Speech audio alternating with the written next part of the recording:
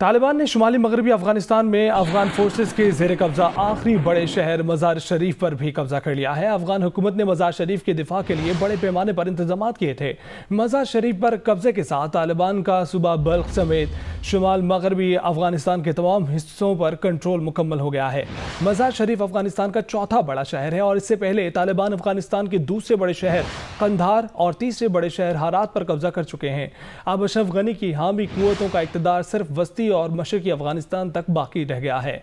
मज़ार शरीफ का दिफा करने के लिए उज़्बेक वॉरलॉर्ड अब्दुल रशीद दोस्तम और अता मोहम्मद नूर ने अज़्म का इजहार किया था। एसोसिएटेड प्रेस के मुताबिक सूबा बल्ख से एक रुकने असम्बली ने बताया कि अब्दुल रशीद दोस्तम और अता मोहम्मद नूर मज़ार शरीफ से फरार हो गए हैं और अब कुछ पता नहीं कि वो कहाँ हैं। हालिया दिनों में बल्ख सूबे के इर्द गिर्द के सूबों में तालिबान कब्जे के बाद हज़ारों अफराद पनाह की तलाश में मज़ार शरीफ पहुंचे थे, मगर अब वहाँ भी तालिबान का कब्जा हो गया है।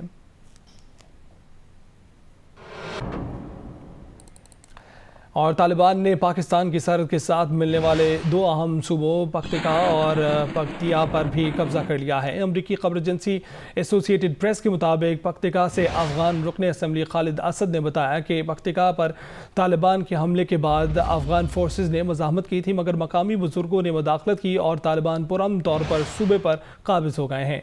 पाकिस्तानी सरहद के साथ पख्तिया सूबे और उसके दारुल-हुकूमत गर्देश पर भी तालिबान ने कब्जा कर लिया है। और पख्तिया से अफगान रुकन असम्बली हसन गर्देजी ने कहा है कि गर्देश शहर में अफगान फोर्सेज और तालिबान में लड़ाई जारी है।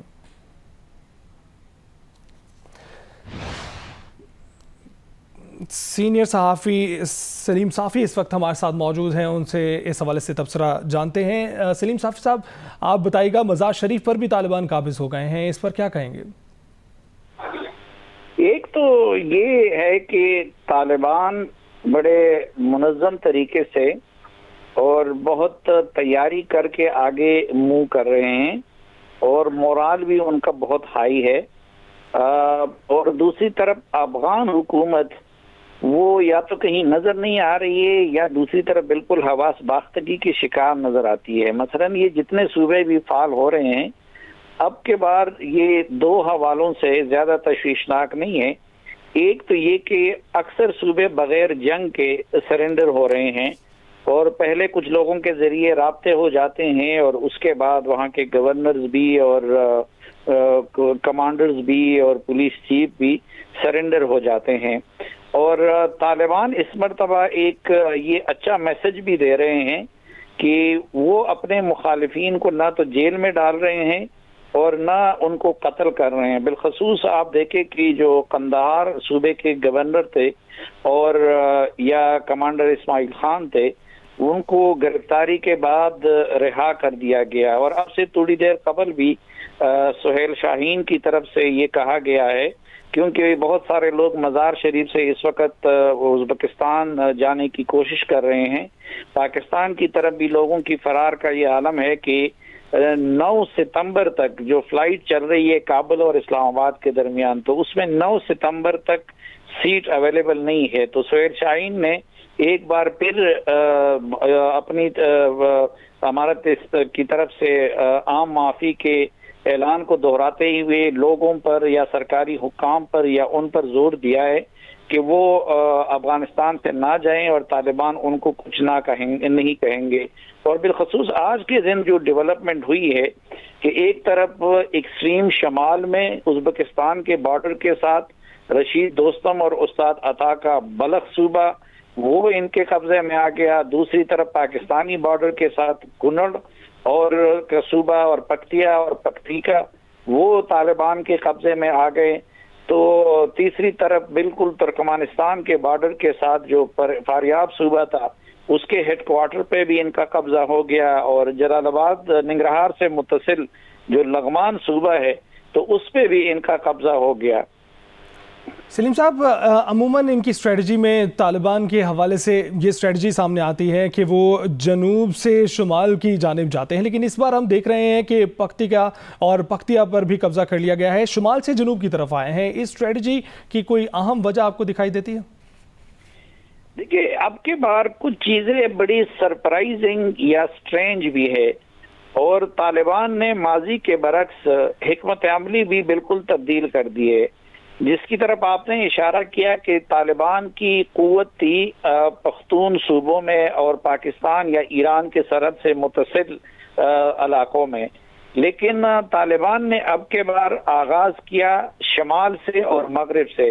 यानी पहला जो बॉर्डर इन्होंने कब्जा किया वो शेरखान बंदर था, जो कि ताजिकिस्तान के बॉर्डर के साथ कुंदूज सूबे को कनेक्ट करता है। उसके बाद उन्होंने तुर्कमानिस्तान के बॉर्डर से मुतसिल बॉर्डर क्रॉसिंग पॉइंट पे कब्जा कर लिया। फिर उसके बाद ईरान के बॉर्डर से जो इस्लाम किला था उस पे कब्जा कर लिया, और उसके बाद चमन पे कब्जा कर लिया, और अब निंगरहार की तरफ आ रहे हैं। इसी तरह जोजान का सूबा जो कि इंतहाई शमाल में है और उज़्बेकिस्तान और तुर्कमानिस्तान के बॉर्डर को टच करता है, उस पे पहले कब्जा हो गया। और ये सारे या उज़्बेक बोलने वाले सूबे हैं या ताजिक सूबे हैं, और उसके बाद तालिबान जो थे, जो तवक्को की जा रही थी अमूमन कि वो पहले कंदहार और पक्तिका इस तरह के सूबों पे कब्जा करेंगे, लेकिन इनको आखिर में रखा गया और सरप्राइज ये दिया कि ताजिक, उज़्बेक और तुर्क मंसूबे जो शमाल में हैं उन पे पहले कब्जा कर लिया। अलबत्ता एक चीज अभी तक हैरान कुन है कि दरमियान में जो हजारा कम्युनिटी के सूबे हैं और इलाके हैं,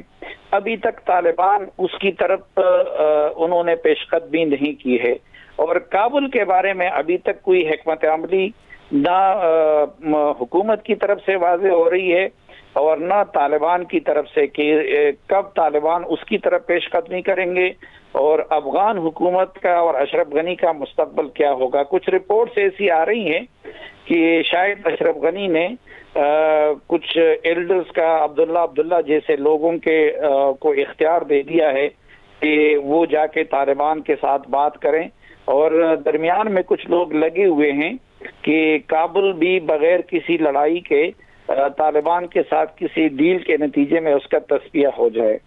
तो सलीम साफ़ी साहब ये बताइएगा कि रशीद दोस्तम और उनके कमांडर्स फरार हो गए, उनके उसके बाद कोई तफसील आई उनकी मौजूदगी के हवाले से? जो मेरी इत्तलात है, इतना तो कंफर्म हुआ था कि रशीद दोस्तम वहां से हेली में फ्लाई कर गए थे और अभी तक उन्होंने काबुल में लैंड नहीं किया। तो जब काबुल में लैंड नहीं किया तो गालिब इम्कान यही है कि वो उज़्बेकिस्तान की तरफ गए होंगे और शायद वहां से फिर वो तुर्की चले जाएं। शायद वहां से वो फिर तुर्की चले गए। सलीम साफ़ी साहब, सीनियर सहाफ़ी तज्ज़ियाकार, आपने अपना तबसरा पेश किया, बहुत शुक्रिया।